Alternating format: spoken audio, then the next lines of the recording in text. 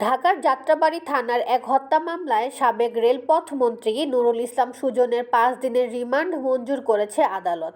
22 September রবিবার শুনানি শেষে ঢাকার মেট্রোপলিটন ম্যাজিস্ট্রেট সাদ্দাম হোসেনের আদালত এই আদেশ দেন। এদিন কারাগারে গ্রেপ্তার আসামি নুরুল ইসলাম সুজনকে আদালতে হাজির করা হয়। এরপর মামলার তদন্তকারী কর্মকর্তা তার 10 দিনের রিমান্ড চেয়ে আবেদন করেন। এ সময় আসামি পক্ষ রিমান্ড বাতিল ও জামিন চেয়ে শুনানি করেন। উভয় পক্ষের শুনানি শেষে আদালত জামিনের আবেদন নামঞ্জুর করে এই রিমান্ডের আদেশ দেন। গত 16 সেপ্টেম্বর রাতে রাজধানীর শ্যামলীর বাংলাদেশ স্পেশালাইজড হাসপাতালের 833 নম্বর রুম থেকে সুজনকে গ্রেপ্তার করে পুলিশ। পরের দিন 17 সেপ্টেম্বর তাকে ঢাকার চিফ মেট্রোপলিটন ম্যাজিস্ট্রেট আদালতে হাজির করে পুলিশ।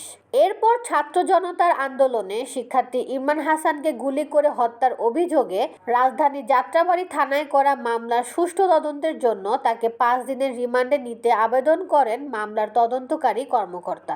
অন্যদিকে তার আইনজীবী রিমান্ড বাতিল চেয়ে জামিনের আবেদন করেন। উভয় পক্ষের শুনানি শেষে ঢাকার মেট্রোপলিটন ম্যাজিস্ট্রেট শাহিন রেজা তার জামিন আবেদন নামঞ্জুর করে 3 দিনের রিমান্ড মঞ্জুর করেন। তবে এই দিনের সকালে দেওয়া আদেশ স্থগিত করেন আদালত। মামলায় হাইকোর্টে জামিন আবেদন থাকায় এ আদেশ দেন আদালত। পাশাপাশি যাত্রাবাড়ী থানার অপর একটি মামলায় তাকে গ্রেপ্তার দেখিয়ে রিমান্ড শুনানির জন্য রবিবার দিন ধার্য করেন।